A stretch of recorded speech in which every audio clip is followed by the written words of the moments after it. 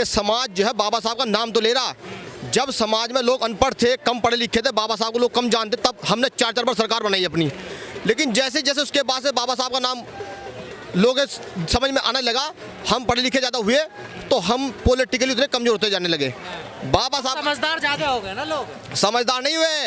अब समझदार अब हो गए लोग लालची, अपने पद के स्वार्थी, पैसे के लालची, ठीक है नहीं, किसी की सहनशीलता नहीं है, वे किसी को सहन नहीं कर पा रहे हैं कि कोई ऊपर बैठा उसको हम अपना नेता मान ले, हम नेता बने, सब नेता बनने चक्कर में लगे इस समय। बताओ ना, अगर इतने समझदार हो गए होते तो क्या आज जो एट्रोसिटी समाज के ऊपर हर 10 मिनट में रेप बलात्कार लड़कियों का होता है, हमारे लड़कों को मारा जा रहा है, लड़कियों बलात्कार हो रहे, क्या रुक गए वो? क्या रुक गए बताइए ना मुझे। क्या आरक्षण बच गया तुम्हारा? क्या तुम्हें जमीन नहीं मिल गई? क्या तुम्हारे बच्चों को स्कॉलरशिप मिलने लगी? स्कॉलरशिप बताइए ना, क्या मिल रहा है आपको? हम कितने पढ़े लिखे हुए? क्या संविधान? ये इन नेताओं को समझ में नहीं आती है बात। नेता तो लालची हो रहे हैं, ये तो जनता को समझना पड़ेगा भाई। ये जनता का काम है। जनता क्यों नहीं समझ रही? अब जनता क्यों नहीं समझ रही? जनता की जो मेंटिलिटी है वो डाउन है। अभी बाबा साहब को उस लेवल तक समझ नहीं पाए लोग। संविधान तो उठाकर चल रहे हैं, लेकिन संविधान की जो बेसिक स्ट्रक्चर, जो मूल सिद्धांत है संविधान के, उन्हें कोई फॉलो नहीं कर रहा।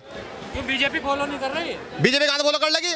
वो क्यों फॉलो कर रही? वो तो एंटी है, वो तो हिंदुत्व की फॉलो व्यवस्था को ला रही देश के अंदर। अरे माथे से चूमते हैं मोदी जी संविधान को। वो सिर्फ दिखावटी है, लोगों की वोट लेना, लोगों को भ्रमित करना, वोट लेकर सत्ता में बैठना और अपना पेट भरना, अपने लोगों को ऊपर उठाना। अपनी हिंदुत्व की व्यवस्था, जो ऊंच नीच की व्यवस्था है, उसको बनाए रखना। संविधान की व्यवस्था हिंदुत्व व्यवस्था उल्टी है टोटल। वो तो जातिवाद की विदाई कर रहे हैं, मोहन भागवत भी कह रहे, तमाम बाबा कह रहे हैं। देखिए जातिवाद कैसे खत्म हो जाएगा? अभी हम जातिवाद कैसे खत्म हो जाएगा?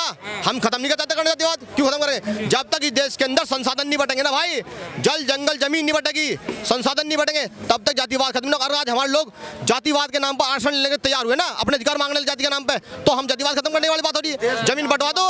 जो सारा पैसा देश का, जो 71% पैसा देश का 1% लोग लिए बैठे हैं, देश की 85% भूमि 15% लिए बैठे हैं, वो जब तक इक्वल डिस्ट्रीब्यूशन नहीं होगा एज पर दी कॉन्स्टिट्यूशन साहब, वो कैसे कैसे होगा डिस्ट्रीब्यूशन? संविधान का अगर आप 38B पढ़ोगे ना, संविधान का आर्टिकल 38B पढ़ोगे, 39B पढ़ोगे, उसमें क्लियर कट बाबा साहब अम्बेडकर ने लिखा है कि जितने भी मेटल्स, जो भी कम्युनिटी, समाज के जो संसाधन है, उनका समाज के बीच में इक्वल डिस्ट्रीब्यूशन होगा। ये सरकार की ड्यूटी है। कैसे होगा? कौन करेगा? या सरकार की ड्यूटी है ना। सरकार जो प्रेजेंट में मौजूद है, या हिंदुत्ववादी जो लोग सरकार में पहुंच रहे हैं, इवन चाहे बीजेपी हो, चाहे कांग्रेस हो, चाहे आम आदमी पार्टी हो, जो हिंदुत्व व्यवस्था को फॉलो करते हैं, वो संविधान को अभी लागू नहीं करेंगे, ना उन आर्टिकल को लागू करेंगे। जब हमारी सरकार आएगी, बहुजन समाज पार्टी सरकार आएगी, तभी वो लागू होंगे। बहुजन समाज पार्टी ने उत्तर प्रदेश के अंदर लाखों लोगों को पट्टे दिए जमीन के। बहुजन समाज पार्टी कैसे सरकार आएगी? सरकार आएगी ना, हम काम करें, वो लोग काम करें। कहाँ काम कर रही है? काम की कर रही है। सर सुनो, बहुजन समाज पार्टी एक संवैधानिक पार्टी है। बाबा साहब अम्बेडकर ने कहा लड़ना झगड़ना नहीं किसी से भाई, दिमाग का प्रयोग करना, कलम का प्रयोग करना है, लोकतंत्र का इस्तेमाल करो। वोट की ताकत तुम्हारे हाथ में है। जितने तुम वोट डालकर अपनी सत्ता हासिल करो, ये जितने गुंडे वाले घूम रहे हैं सड़कों पे, जो रेप बलात्कार लड़के हमारे कर रहे हैं, जमीनों के पट्टे दबा रहे हमारे लोगों के। मायावती ने पहले बहन जी ने हमारे 1 लाख अंदर डाले गुंडे, राजा भैया से गुंडा ना, पता आपको, 5 साल तक बाहर नहीं निकलने दिया। बढ़ेंगे, आगे बढ़ेंगे। हमारे मन में एक विश्वास है, हम भी अपने बच्चों को पढ़ाएंगे, लिखाएंगे और उनके खिलाफ खड़ा करेंगे। लेकिन वोट नहीं मिलता। जो आपकी विचारधारा है वो धूमिल हो रही है, उसमें वोट नहीं मिल रहा। वो उन्हें बरगलाया जा रहा। दरअसल वोट मशीनों का भी यूज किया जा रहा, मशीनीकरण किया जा रहा। ईवीएम क्यों नहीं हटाते, ये बताइए। सर आप बताइए सर, क्या नाम सर आपका? संजीव वर्मा। वर्मा जी, क्या है, बाबा साहब की जयंती है आज, लोग तो काफ़ी आए हैं, लेकिन लोग कह रहे हैं सत्ता में नहीं आ रहे हैं। बाबा साहब को जो सपना था, लोगों के अंदर जज्बा भी है और जागरूकता धीरे धीरे, मतलब पहले से बढ़ा है, ऐसा नहीं है।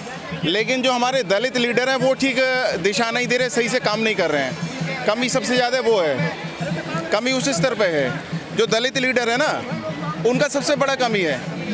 जो काशीराम साहब जो सामाजिक मूवमेंट चला रहे थे, वो बहन जी ने कितना आगे बढ़ाया बताएं आप? वो बहन जी ने आगे बढ़ाने का काम नहीं किया सामाजिक मूवमेंट को। बिना सामाजिक मूवमेंट के कभी भी राजनीतिक शक्ति किसी काम की नहीं रहेगा। ये बाबा साहब भी कहते थे और मान्यवर काशीराम साहब भी कहते थे इस बात के लिए। लेकिन जो मान्यवर साहब के जाने के बाद बहन जी ने उस सामाजिक मूवमेंट को मतलब पीछे किया है, मेरा ऐसा मानना है। लेकिन बहन जी ने तो जो विचारधारा है उसको मजबूत किया है, जो अम्बेडकरवाद है, जो बुद्धिज्म है, उसको जागृत किया है, ऐसा कहा जाता है। नहीं, वो सब इस प्रदेश से पूरे दिल्ली में भी। बिल्कुल, जब तक काशीराम साहब थे, बहन जी एक अच्छी राजनीतिक तो है, लेकिन जो एक सामाजिक मूवमेंट को चलाने का जो एक वो है ना, सामाजिक मूवमेंट को चलाने का, वो कहीं ना कहीं पीछे हुआ है। इनके अलावा कौन चला रहा सामाजिक मूवमेंट, बताइए? कोई नहीं चला रहा है मेरी नज़र में। बहन जी को दोष क्यों दे रहे हो? मान्य बहन जी 4 बार CM रही हैं, मान्यवर काशीराम साहब ने बहन जी को, एक दलित महिला को एक बहुजन लीडर बना दिया।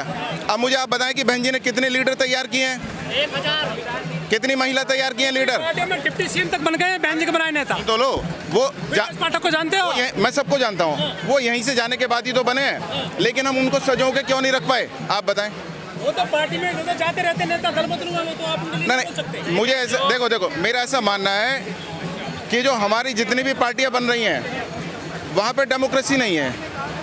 बाबा साहब हमें डेमोक्रेसी दे के गए देश के अंदर, लेकिन हमारी पार्टियों में लोकतंत्र नहीं है। बीजेपी में है डेमोक्रेसी।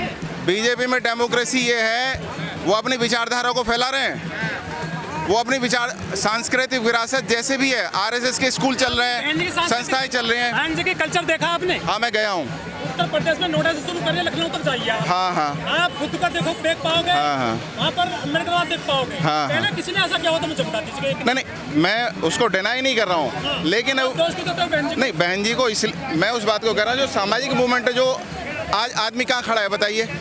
ये वोट डिवाइड क्यों हो रहा है आप बताइए? साल में कितने आप प्रेरणा केंद्र बने थे बताइए? नहीं, एक बात बताएं, मान्यवर काशीराम साहब जिस चीज को लेके चले, कहीं ना कहीं कमियां तो रही हैं, डिक्लाइन हुआ है ना, कहीं ना कहीं कमियां तो रही हैं। सबको सांसद मंत्री बनना है, बताओ किसको बनाना है? तो गलत चीज है ना, वो गलत चीज है ना। मैं मेरठ से बिलोंग करता हूँ, दलित नेताओं की भी बहुत गलतियां। मैं केवल बहन जी का दोष नहीं दे रहा हूँ, लेकिन बहन जी ने जिनको नेता बनाया वो क्या कर रहे हैं बताइए? क्या उनकी जिम्मेदारी नहीं है? मेरठ में एक भी दलित नेता का नाम बताओ जो मूवमेंट को आगे लेके चलाओ। पार्टी कमजोर हुई इस तरह से। दूसरी बात, जब तक बुद्धिजीवी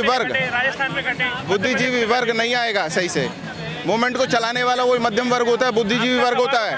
मैं सही बता रहा हूँ। एक बात और बताएं, जब तक सांस्कृतिक विरासत, हम ये कह रहे बाबा, देश में दो ही विचारधारा चल रही है, मनुवाद बनाम अम्बेडकरवाद।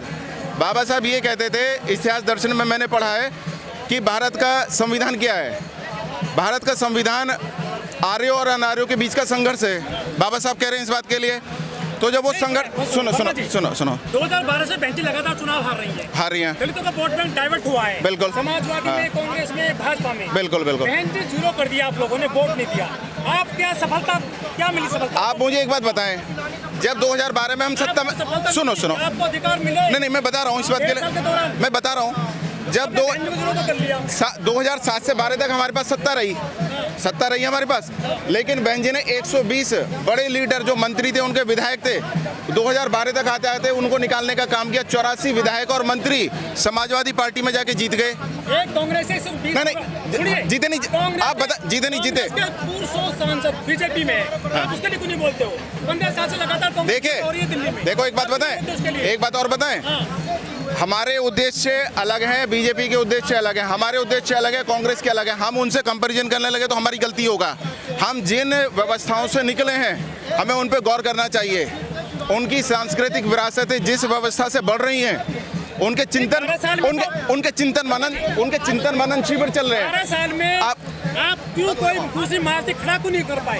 तो दूसरा सीएम क्यों नहीं बना पाए? देखिए, 12 साल में बहन जी चुनाव लगातार आ रही है। कोई नेता आपने पैदा किया? नहीं, एक बात मैं बता रहा हूँ आपसे, अभी जल्दी से कोई ऐसे, अभी कोई जल्दी से पैदा भी नहीं होगा। सही बात तो ये है, अभी जल्दी से नहीं होगा। कारण एक है कि उसमें इसलिए पैदा नहीं होगा क्योंकि सब लोग अभी हाथी को जानते हैं।